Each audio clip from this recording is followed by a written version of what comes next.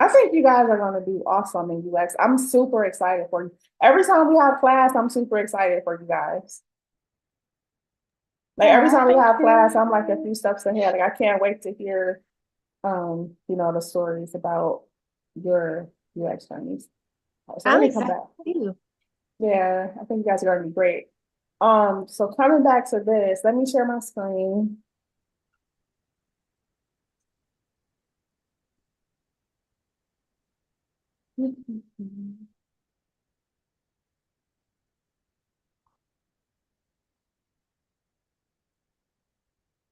Okay, so what I want to show, so when you look at this, picking back up where we left off, looking at the low fidelity mocks. When you look at this low fidelity mock, typically when you see a big image at the top like this with the X going through it, that's representation of what we call the hero section. So the hero section is what you can see above the fold, what you can see before you start to scroll. The most important elements always happen or should happen above the fold because there are a lot of people who we call it the bounce rate. So the bounce rate is when someone lands on your page and they bounce off. So they don't scroll, they don't do anything, they just immediately look and they bounce off. We're always trying to reduce bounce rate in design and the messaging. So what goes from the top down before you have to scroll, the above the fold, what we call the hero section, what happens in that area is very important because we don't want people to bounce and we don't want people to land and bounce. But anytime you see like a big image like this with the square and the X in it, that's usually, well, no, that does. It represents the hero area. When you see squares with X's, those symbols represent images, right? And a lot of times when you see stretched out sections, it's a section. What I wanted to show you how this would translate. So looking at,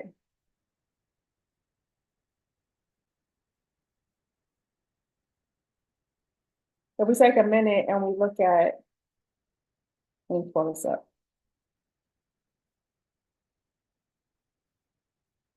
Going back to our FedEx example, let me pull it over so you guys can see it.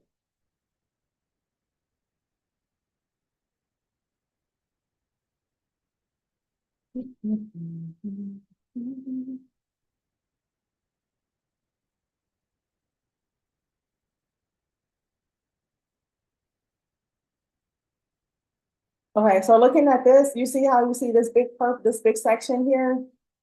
Can you guys see that? And you see where it says fast and easy package drop Yes. off, you see the image? So this Yes, the section, hero section. that is represented here. That's what this is. Okay. Yeah, that's how you represent that in a wireframe. And then here you see under it where they have the different, actually these are icons, so that's not all the way true. This is more likely. So you see here like where you see image one, image two, and image three. These three images, if we were looking at a low fidelity mock, is this. You see here, one, two, three. That's how you represent that there's images. So you would, if you were wireframing, you would represent your idea to have images there using square blocks like this. Okay. And if you were to, like if we were representing, trying to get, like if, so right here where it says, where can I drop off a FedEx package?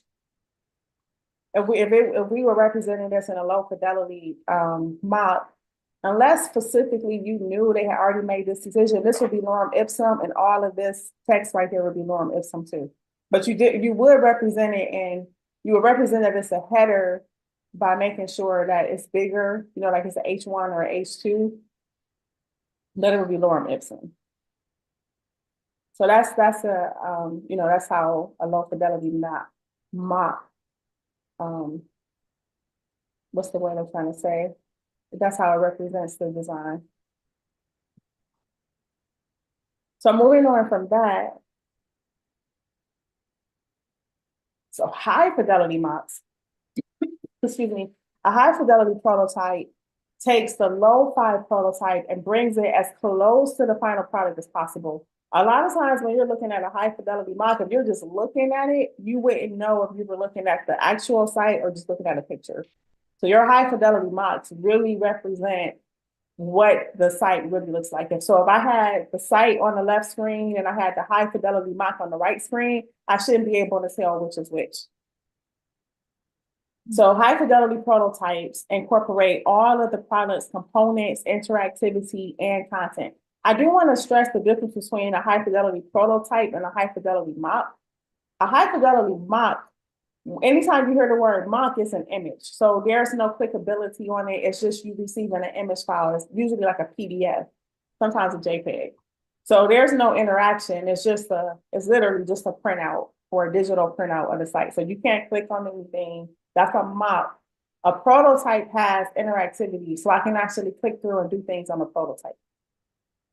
High fidelity prototypes incorporate all of the products. So wait, what's the difference between a mock and a prototype? Say it back to me. A mock is, The mock, you can't click on. The prototype, you can. yeah. High fidelity prototypes incorporate all of the products, components, interactivity, and content. Through some content, though some content may be represented by realistic placeholders, it is not the final product, but it enables people to more fully experience how the product will look, feel, and work. So for example, consider the richly detailed hi-fi prototype for tees shirts below. That's like an example we didn't use, but more than just an assembly of navigable wireframes, this hi-fi prototype will enable testers and stakeholders to simulate a realistic experience with the final product, which means richer and more detailed feedback for designers on every facet of the final product. It's very important that you go through this phase first, because the high fidelity phase takes a lot of work. And you don't want to put in a lot of work with colors and imaging and typography for something that you're not going to use anyway. This phase is crucial. It's crucial to the budget. It's crucial to making sure that the process is being as efficient and as proficient as it can be with time. Because to skip over to a high fidelity mock, which is like this. So this is an example of a high fidelity mock. It looks like the site, right? So if you're looking at this, this is exactly what the site is going to look like. So it takes a lot of energy, like to find the pictures, to actually work with the content editor so that they're actually typing the verbiage, to lay this out, to choose the colors, and you know what I mean? Like that's a lot of work. So you wouldn't want to go through this and you didn't go through the other step first, and then somebody comes back and say, well, I really don't want it to be a slider. I don't want it to be a slider with 1, 2, 3 images, right? We just want it to be a solid slide. You have to go back and rework all of that. Or let's say, for example, you present it to the stakeholders and the stakeholders say, we don't want to show icons here and then the featured products here. We want to show the featured products in this section and the icons here.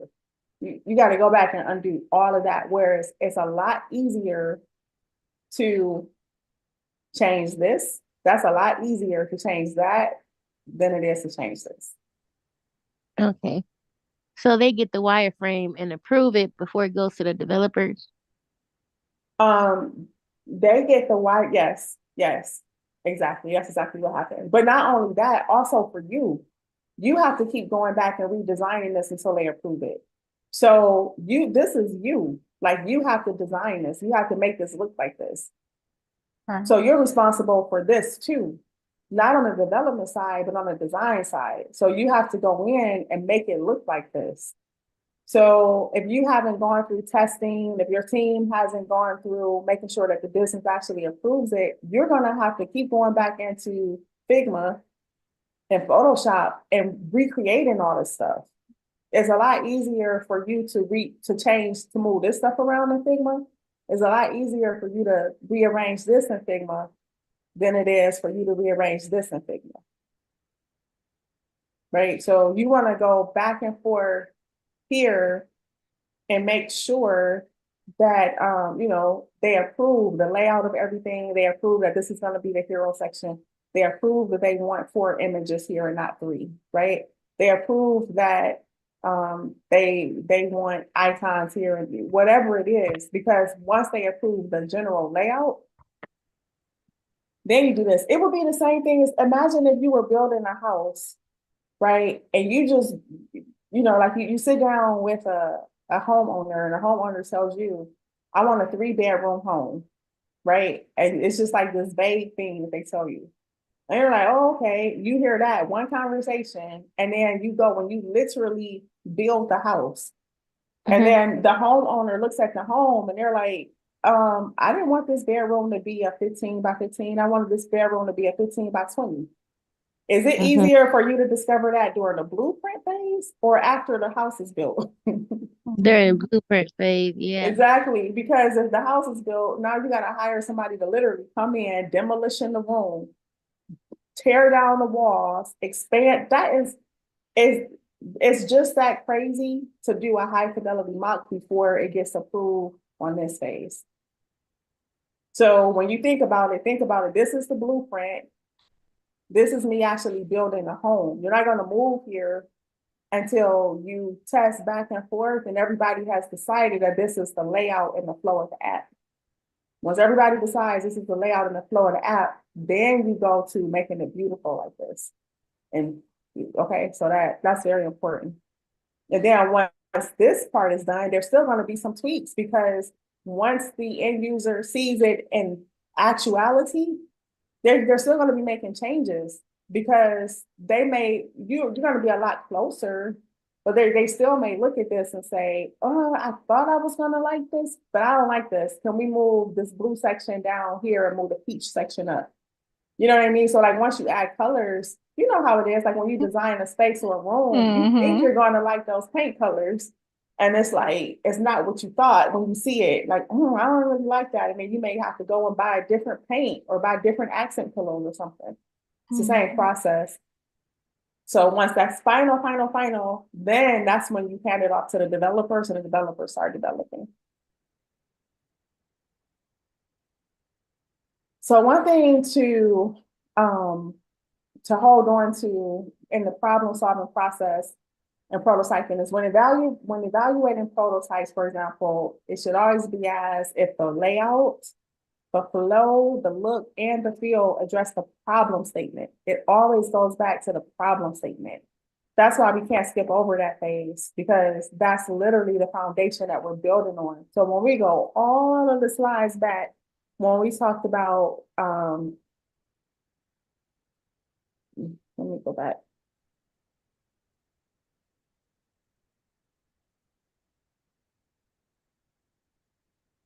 When we go all the way back to here, remember, you see how it's a reason why define is a target. It's a bullseye with a target. There's a reason that that icon is used. Because when we go through all of these interviews and all of this research and all of this discovery and all of the everything that we do to solidify what the problem is, and we say this is what we're focusing on. This is our goal, right? And now we go through this process like we did with rapid sketching and all the other stuff that we do. When we go through this is important, because everything that we build, all of our ideas are built on the problem. All of our prototypes are built on what we define here, right? So everything is centered around here.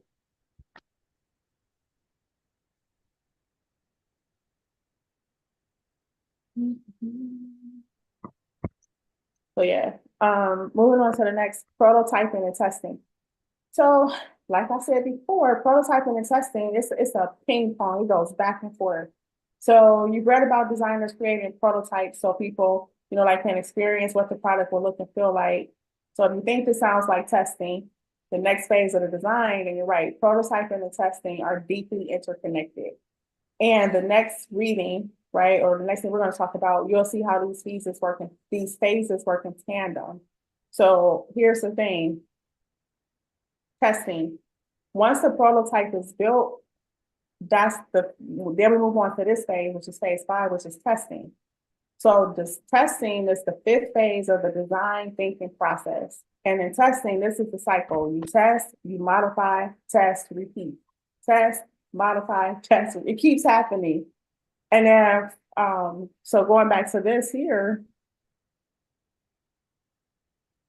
right? So what you're doing is, in essence, you're taking all of the ideas we came up with, not all of them, but you're choosing one. So let's say, for example, if we go back to this example, I hope I still have a design open. I think I closed too many windows. I'm gonna open one just for the point of demonstration.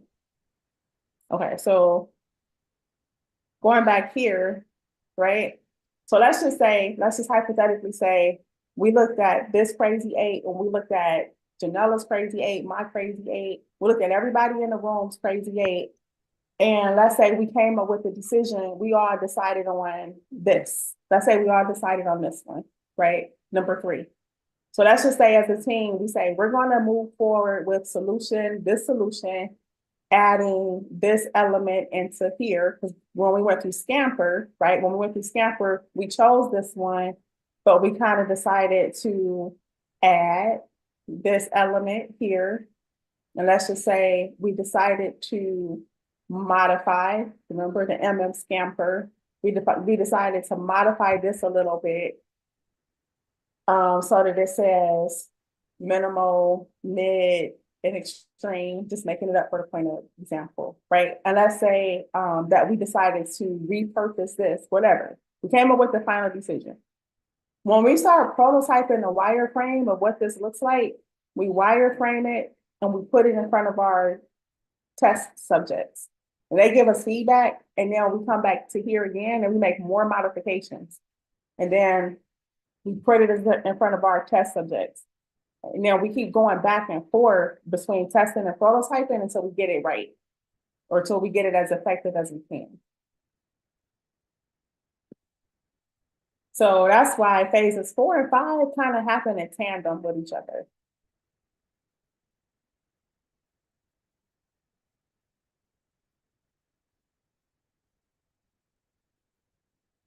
So when we move on to phase 5, which is testing,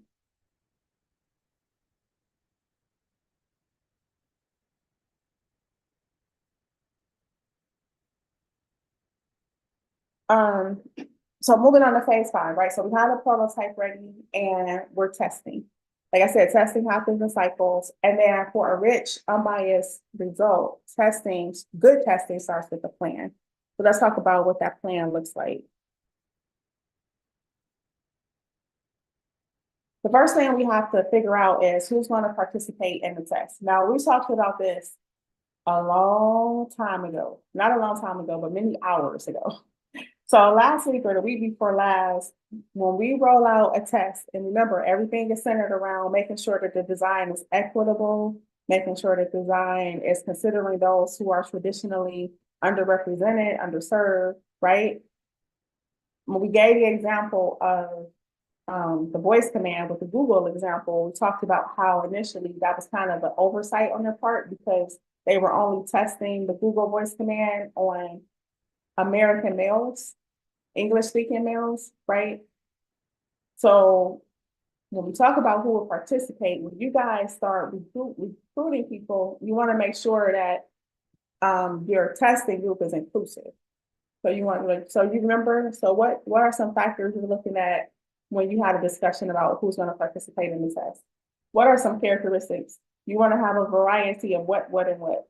Just anybody, throw it out. A variety of internet connection. Yeah, a variety of people who have social what? What's the economic differences or something. Yeah, social economic differences. What else do you want to have represented in your test? Ages. Yeah, different ages. What else? Sexes. Yeah, male, female. What else? You guys got it though. Yeah, making sure. So you want to make sure it's different ages, different social economic, which means that you're looking at different devices, the latest devices, old outdated devices. You want to make sure you're looking at least people who have different disabilities, who use assistive technologies and what that looks like. So we want to also have a discussion, or you want to consider what types of tests will be conducted. So you'll learn more about different types of UX research and UX tests, including the kinds of information they help the designers. As we move forward in the course, we're going to talk more about that, the different types of tests. We talked about this a little bit before we went on break, where and when and where the test should be conducted, right? We talked about that. So tests can be conducted in person, virtually, and a range of different environments or communication channels. So it all depends. So good UX designers plan tests that achieve the best balance between their needs and the project's business requirements. Janella, you made a comment, you were like, oh my God, I have to do 5 of these people, 2 hours apiece. That was a conversation when you were considering where your test is going to be conducted. And that's a valid consideration. Again, we kind of talked about it and we were like, well, you can do groups, which may be a best thing for you. Even if Zoom though, I wasn't even thinking about that, because you can do a Zoom group call, or maybe you just have everybody come in, right? And you give everybody the quizzes and have them go through and have a conversation. That's another option too. If it's inconvenient for people to drive to the library or to a common place. Right, so these are all the considered things that you guys need to be considering last week, because your tests were supposed to be finished. but moving forward, those are things to consider. Why are the tests being conducted? So UX tests are conducted for a range of reasons, but the core goal is always to understand users and improve their experiences, right? It's always centered around users. So during the test phase of design thinking, some of the most common reasons for the test are to validate ideas. So we all have ideas, but our ideas are not validated until we put it out to market and the market tells us our ideas are good. So us thinking, like when we were collectively looking at each other's Crazy 8, we were like, oh yeah, we love that. That's awesome. That's a great experience. It's not validated until the user has the same opinion that we have. If the user doesn't think it's as awesome as we think it is, it's not a valid, the idea hasn't been validated. But the point is, we want to validate ideas, information, and decisions from other parts of the design thinking process, such as user information generated during the empathize phase. Because what's happening during the empathize phase? What happens during the empathize phase? What are we conducting during the empathize phase? We are trying to see what pain points they may have, or right. And how are we doing that? How are we gathering that information? From their point of view, looking at things from their point of view and going through our user flow, or is that wrong? No, we're interviewing them. Oh, we're gathering all of that input by interviewing them with our interview questions.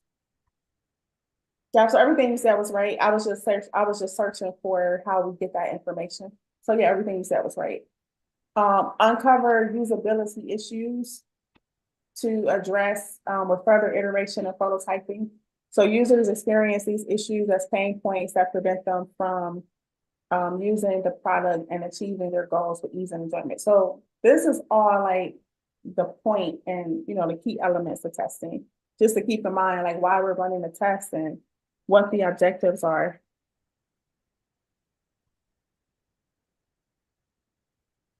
Another thing that we have to consider when we move into phase 5 is how the participants are going to engage with the prototype.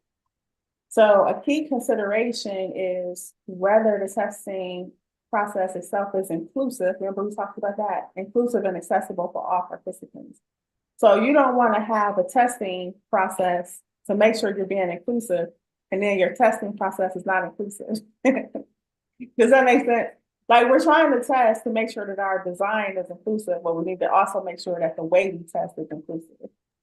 So as you guys are going to learn, effective testing incorporates assistive technologies and other inclusive elements to ensure all participants can engage fully.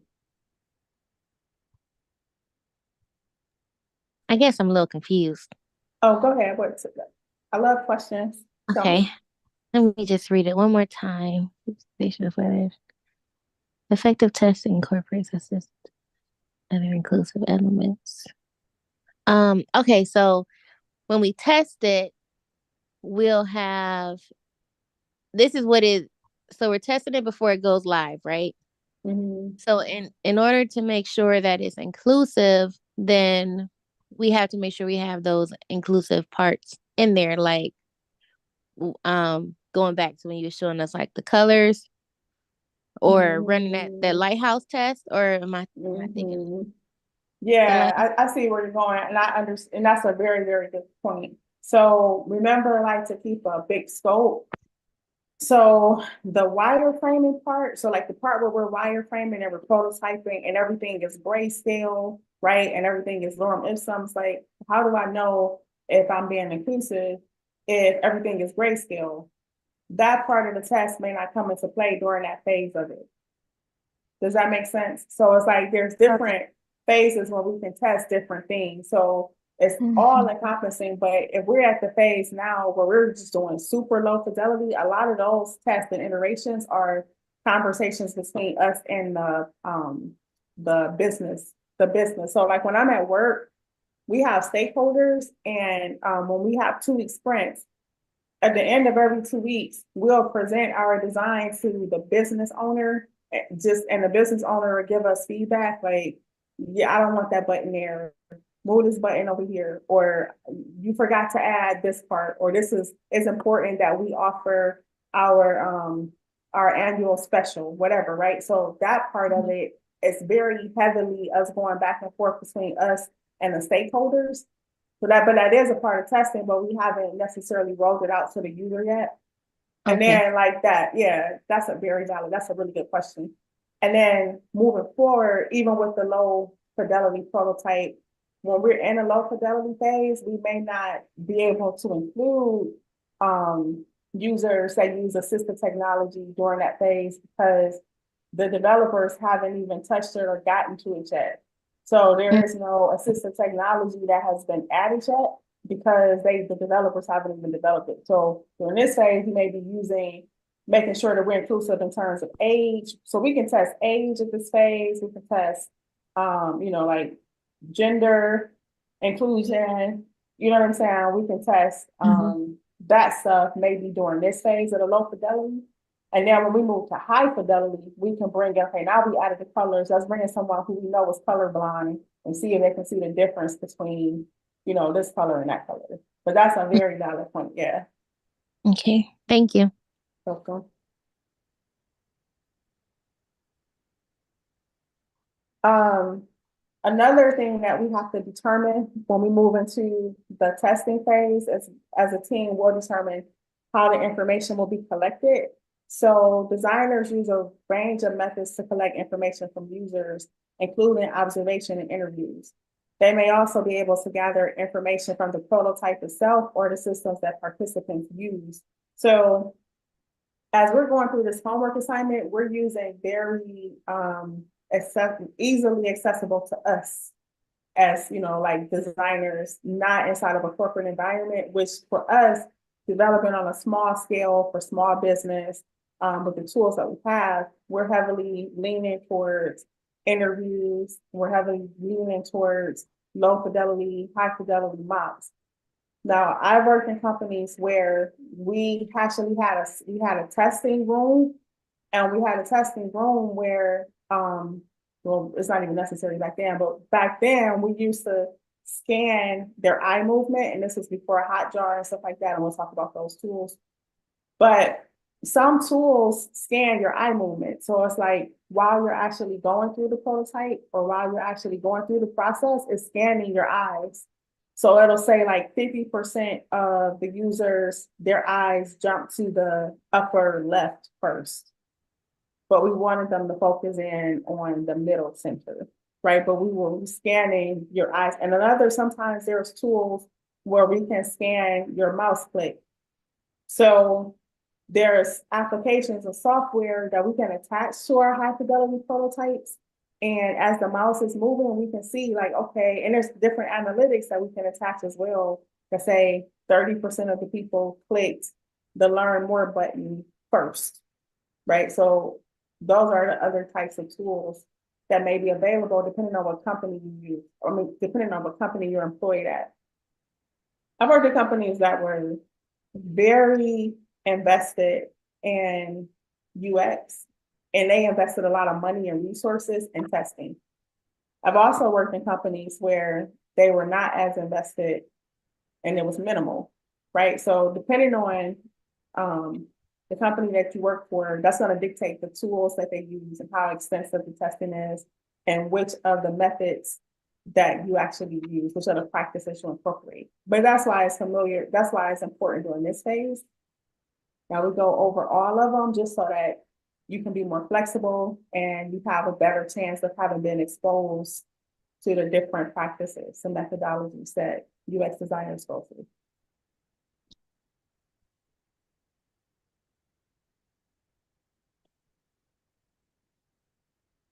So one thing that's super, super cool, that I think is super cool, is the fact that we go through UX design sprints. And actually, to move on to UX design sprints, before we move on to that, I want to take a pause and I do want to look at your wireframes, and then we'll come back and we'll look at UX design sprints. So I'm going to pause here, look at the wireframes that you have created so far, talk through those, and then come back and talk about UX design sprints. Okay. Yeah, because I was gonna ask you how, like what time constraint do they put on it? What during the design? Like, do you just keep designing and keep designing until they say stop? Like, how do you know when enough is like? I was gonna ask you that too, but I'm glad it popped up next. Yes, and I love that your thought process is following, like what you should be thinking about. Hmm. So